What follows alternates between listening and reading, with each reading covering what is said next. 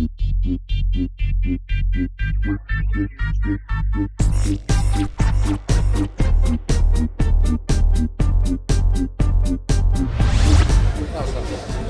har snedet os op på et hemmeligt sted. Det her det er den top secret PlayStation VIP Lounge. Og her sidder jeg selvfølgelig sammen med Richard, som har været med til at lave Uncharted 3. So Richard, it's been 2 years. What have happened in this spare time? Wow, well, I barely know where to start, Nicholas. It's been an amazing 2 years for Naughty Dog, of course, after the warm reception that we got for Uncharted 2, all the great reviews and the great sales that we got, and all the letters that we got from fans of the game saying how much they loved it. It's been a really good time. And of course, we've been pretty busy working on Uncharted 3, Drake's Deception. So the first game got so popular. What have you done to make this game maybe reach the same level of awesomeness? Well, believe it or not, we'd only just begun to do what we want to do with the Uncharted games with Uncharted 2.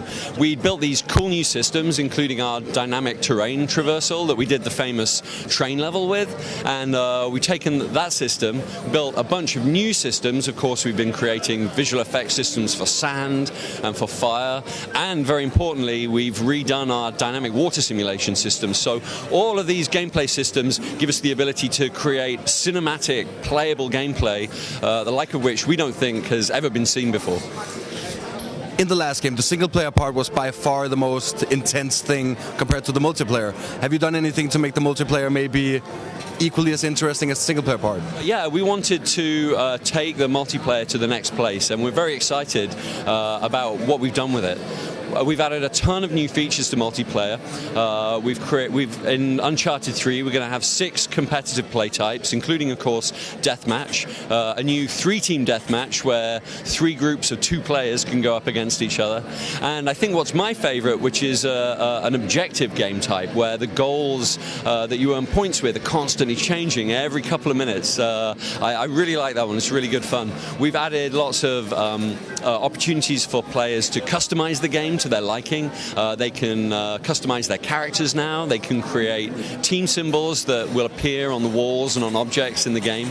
And maybe very interestingly and importantly for us, we've used the Facebook API to integrate Facebook into Uncharted 3 so that when you start the multiplayer game, you'll be able to see a list of all of the friends that you have on Facebook and very easily find your real-life friends and get them into games with you. So we've done a ton of stuff. We've been working very hard on multiplayer, and we're really going all out to make this year the year of Uncharted 3 multiplayer.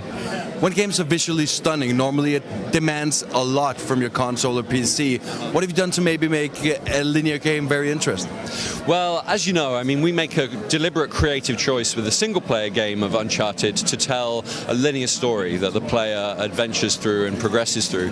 But we like to work in what we call a wide linear fashion, where we give the player, from moment to moment in the game, lots of choice to approach each sequence of exploration or each combat setup in their own way. And we've done even more with Uncharted 3 to make that possible.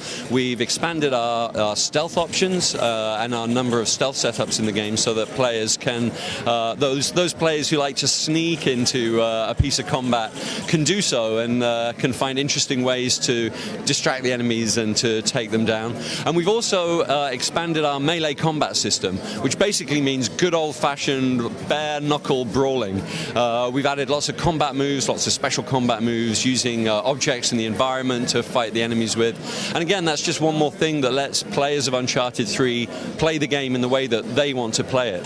So yeah, I think I'm really happy with where we are with the game. I think it's the kind of game which is very accessible, but is also very deep and rich, and people are going to be able to come back to it over and over again and discover new things about it. Cool. Okay, imagine this. Drake is walking down the jungle, chilling, looking for gold. Indiana Jones passes by. They stop, look at each other. Who kicks each other's ass? Oh, that's a hard question to answer. I know, he has a whip. I think it would, well, since, of course, yes, right, yeah. Nathan Drake's just got his two bare knuckles, maybe a gun if he can find one.